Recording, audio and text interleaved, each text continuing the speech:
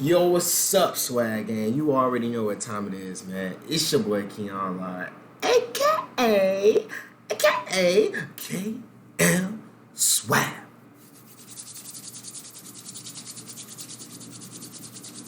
Back here again with a video, man. Urinating tree, bruh. Look, man. This week in sports football, man. In sports ball, not sports football. Sports ball. The 2021 NHL trade, bro. Look, man. Deadline edition, man. To be honest, you guys love this. You guys love. Damn, I got a little spit on my chin. You guys love when I react to urinating tree in it, you know, the NHL hockey or whatever like that, you guys. So I'm gonna keep dropping that, you guys, when he drops it. But anyways, man, make sure you comment, subscribe, and let's just get into the reaction, man. Let's get juicy.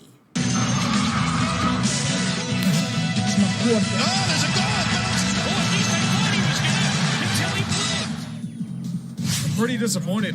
I was going to do a trade deadline stream a few days ago, but most of the big moves had already been made before Monday morning. So in this regard, consider this video as the replacement for me being dull and boring for about an hour or so. You know what you could be doing otherwise? A last-minute deadline acquisition.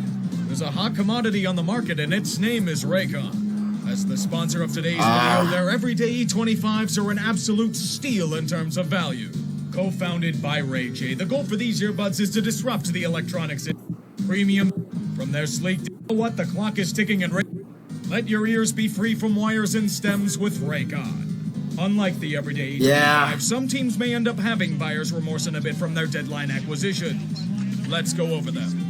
Most NHL teams this deadline were in a tricky situation. Many were slammed against the cap due to issues beyond the league's control. That's why a good deal of them had to get creative in freeing up cap space. Third teams were added in a couple of deals to make sure pieces could be afforded by teams like the Lightning. Take David Savard from the Columbus Blue Jackets as an example. In a normal world, they'd be able to trade a few draft picks for him, but Tampa is all but grinding against the cap. So to make it work, enter former GM Steve Yzerman and his Detroit Red Wings. At the low cost of a fourth-round pick, Detroit will take on a quarter of Savard's already reduced cap hit to make sure the trade is executed. Tampa Bay gets their gritty third-pairing defenseman for a pretty steep price. 3 picks surrendered, including a first-rounder going to Columbus. Them boys fighting. Ooh, shit, stuck your ass. Ooh, stuck your ass. Trade last year. Oh, yeah. I'll hold my judgment, or else Ross Colton will keep potting more goals to spite me. One of the sellers everyone was keeping an eye on? Buffalo. The motto over there? Buy high, sell low. 2 years ago, Brendan Montour was acquired from Anaheim for a first-round pick and a defensive prospect. Nowadays, he's shipped off to Florida for a third-round pick? Unbelievable. That is unbelievable. Was brought in for veteran influence in return for Marcus Johansson. With the season over, he's traded to Montreal for a third and a fifth. Great dealing. And oh yes, what is this conversation? Damn, in there, big as hell. Or is that something on his leg? So far down that that's they couldn't even got get a first-round pick for him. He directed Buffalo's attention to Boston, where he was traded with Curtis Lazar for a second-rounder and a bottom sixer and Anders Bjork. The Bruins are hoping for improvement to depth with this trade, but I don't think they're that familiar with the Taylor Hall curse, are they? Oh, it's not going to affect them, you say? Arizona and Buffalo said the same things when they brought him in. It's another painful reminder of buying high and selling low. Better luck next year, Sabres. Probably in hell. The GM of a team needing a few holes to fill, Lou Lamoriello's catnip has always been former New Jersey Devil. Considering that they're sellers in this market once again, the time was now to strike. They needed a serious replacement for Anders Lee. And with bringing in guys like Kyle Palmieri and Travis Zajac, they're hoping to fill such a void. The price wasn't incredibly steep for the Isles. 2 fringe prospects, a first Damn, he got that right so in the both hole. teams get what they want. New Jersey gets more assets to further their second rebuild, and the Islanders get more offensive weapons. But it doesn't come without a token cost. Zajac traded the final piece of their sudden 2012 Cup run is gone. It's always the bittersweet moments like that. That's hard, bro. Oh, go get Travis the cup he deserves, Isles. Here's Braden Coburn for depth and moral support. Another longtime GM is also hungry for moves. The new heads of the Penguins and Ryan Burke and Ron Hextall are eager for more veteran presence. Good old North American boys are always in demand here. With an attempt to recapture the magic of Matt Cullen, the move was simple. Jeff Carter. He came relatively cheap and had a 50% cap retainment, but it's a perplexing move. Carter feels redundant here. Where do you put him? as a center and hope for a revival? Damn, I thought he was Big gonna go in ask, the hole. especially with another year left on the deal. I'm having bad flashbacks of Marlowe in the black and gold. Are you pissed yet, Philadelphia? Your team is becoming a shithole. Being embarrassed by Buffalo is damning enough, but what they did at the deadline? Pretty much nothing. Yeah. Giving Eric Gustafson and Michael Raffle retained salary to anyone willing to take them. But hey, you'll say they did extend Scott Lawton. That's a good move, right? Oh my gosh. Yeah, if they were competitive. You can join the Rangers, who did nothing and stood pat. At least that team can crush the Flyers in games. Damn. Hot candidate to make big acquisitions this deadline is Toronto. As the Maple Leafs are riding an 11-game winning streak, the desire is to bolster veteran influence and goaltending depth. Thank the rest of Canada for being so weak and ineffective at doing anything good. The first move is for a longtime Blue Jacket, a captain to help out the bottom six in Nick Foligno. With a return including a first and 2 fourth-round picks, it's not a bad price if they go deep in the playoffs. Stefan Nason added in the deal as well to give San Jose a solid for taking on salary. An injured Riley Nash is a speculative addition in case he gets healthy. Ben Hutton acquired for defensive depth. David Riddick brought in from Calgary for goaltending reinforcement. Despite many doubts about the strength of their competition, they know the time is now. Retarded that boy. And I think there's a great shot of going far in the playoffs. But the true test will come in the form when they face opponents outside of Canada. They will be ready. Montreal and Bergevin personally smells an opportunity to act. What? They know the stakes this season. How much they spent in the offseason, the desire to go far in the playoffs, and now key injuries hampering them down. Brendan Gallagher and Carey Price look to be out for the long term. And times are getting desperate. Eric Stahl being brought in was just the beginning. They need defensive reinforcements. And the hope is that John Merrill and Eric Gustafson will be the pieces that bring them back to relevance. I couldn't play hockey. This shit hard. Though. Why didn't you just keep Victor Mete? Makes more sense than letting him get claimed by Ottawa, right? Poor Victor. Winnipeg and Edmonton were relatively quiet. The Jets may have been looking for defensive depth, but didn't like the prices. All they got was Jordy Ben. Edmonton, while fans hope to reunite with Taylor Hall, only added Dmitry Kulikov as defensive depth. I'm disappointed in them. I expected a hell of a lot more from them to try and bolster. Then again, maybe Ken Holland didn't like what was on the market. It's my only explanation. Calgary, though, they're starting to dismantle. And they should keep going. Sam Bennett and David Riddick are merely a start of what they should do. The offseason should be seismic for them. Also, you guys, I'm also going to be on a podcast today, you guys. One of my friends or whatever, we're on a, on the 7-on-17 flag football team or whatever, you guys. So I'm going to be on his podcast today, you guys, at 7 o'clock. I'll let you guys know or whatever like that. But, yeah, let's just get into the video. 6 years of underachieving is evidence of what needs to be done. Ottawa did it for far less, and are honestly still doing so. Learn from them. The Canucks, however, are just circling the drains. They've been out of action for several weeks, and the Wolves are at the door. Even if they'll be returning to action in a few days, they need to make some moves. Adam Gaudette was allegedly patient zero for the COVID outbreak, and he's fallen off a cliff in terms of production. The punishment is being traded to Chicago for Matthew Highmore. Okay. Jordy Ben traded as well. Beat his ass. Benning is having remorse over letting go of Tyler Toffoli, and extended Pearson to make sure it doesn't happen again. One issue, Jim. Aren't Pettersson and Quinn Hughes do big pay raises this offseason? What do you do there? Buy out a few of those awful contracts they accrued over the years? Solving one problem by creating another. The Benning way.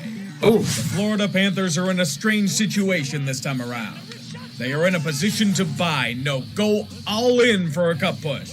Their depth, skill, and talent are outstanding this time around. Damn, they're that good. Pieces are there to make some serious noise, but they still need more. Who's the best team in Montour NHL, from the Sabres is a start. Who's the best team in NHL? Being signed could pay dividends. Sam Bennett, the big name from Calgary, is the true piece. And they paid the name brand price for him. They traded roughly 2 second-round picks for him? For underachieving production and one good playoff run? Damn. I thought Florida was smarter than this. Your ass beat. Shouldn't hurt them, but do they know something I don't about them or something? A good chunk of the Central Division stood pat or did little due to their fluid situations. Carolina only traded little-used former top prospect Hayden Fleury to Anaheim for Yanni Hakanpää. They didn't need to do much, however, since they're a machine at this point. Dallas has just been snake-bitten for years. Injuries and effectiveness Yeah, he declining smashed his production. ass. I'm not gonna One of lie. the few bright spots has been Jason Robertson, who's been incredible for the Stars this season. The only move they made was to bring in Semi Vatanen off waivers. A tough situation to gauge for them. They're optimistic about Sagan coming back before the end of the year, but it's hopes and prayers. The same goes for Nashville, who have been on a roll but are being decimated by injuries. Add Ellie Tolvanen to this list now.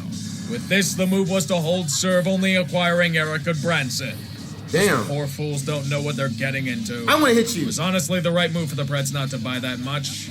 Chicago sold off assets again and got a really nice return from Matthias Janmark, but the goal for them is acquiring futures. That they did in this deadline. Standard fare for a rebuild. Columbus might be signaling the same, trading away more of the old core for a nice haul. 2 first-round picks, albeit in a weak draft for 2 declining assets, is good work. I just wish the rest of the team could pan out, though. Damn. And there goes Zach Werenski. The Avalanche, the big concern for them is in backup goalie. They need legitimate insurance, especially as Francouz may not be back this season. In this situation, Joe Sakic went to the bargain bin for a risky candidate. That mask was clean. Strange choice, but it's definitely an upgrade over what they've been putting out there as backup. As long as he's not a full-time starter, they should be okay. As for reunions, did you like that nightmare team from 2016-17? I liked it. Say hi again to Carl Soderberg and Patrick Nemeth. Relax, they won't be relied on for key roles this time around. You'll be good there. The Vegas Golden Knights don't have much in terms to improve upon, but a great team never rests on its laurels. Even in this kind of a situation, there was always a chance to add on top to solidify cup ambitions. The piece for them this time, Matthias Janmark. He's had a decent season in Chicago. His analytics-friendly production could be a boon here. So much so that they paid a premium to get him. They paid as much as Boston did for Taylor Hall. I find it says more about the damnation of Hall's fall than it does about Vegas. Once again, they know the real need this time around. To make it to the Cup Finals again. Colorado will be waiting for them most likely. But he won't. If that's the case, it should be a great series. The rest of the West was quite quiet this time around. LA only traded another piece of the old core in Jeff Carter. With the savings in trading him, the Kings extended Alex Iafallo to a 4x4. It was necessary to move forward with the rebuild. San Jose sold off a couple of pieces and was an arbiter in eating salary and other trades, but otherwise nothing of note. Patrick Marleau will be staying put for what will probably be his swan song. Arizona didn't do anything, but they didn't have any pressing need to. Some players rumored to be shopped, but nothing else. Anaheim, He's though, looking like, damn, I expected a lot more out of them. Did they overvalue their players? Did no one want the guys they offered? Just feels weird with the season they've had. Ryan Miller and Ryan Getzlaf are still around. Shit. And this might be their final go-around here as well. Gotta Minnesota uppercut his also ass. stayed quiet. No moves on their front either. St. Louis? You guessed it, no moves at the deadline. Very underwhelming, but this year is pretty iffy, so it's hard to create cap space. Okay. Despite the slow deadline, there's always one move that takes everyone by surprise at the last possible Just minute. fall into the ground. Detroit Oh Red my Wings were also God. considered to be a major seller at the deadline, but they haven't done much at all. The only moves I've seen from them so far are John Merrill and Patrick Nemeth. Seriously? No other moves? Someone do something. Fuck! For real. Ask and it shall be done. For real. Introducing the move that has everyone wondering what the hell is going on. Cats and dogs raining from the sky. The apocalypse is upon us. For about 5 minutes.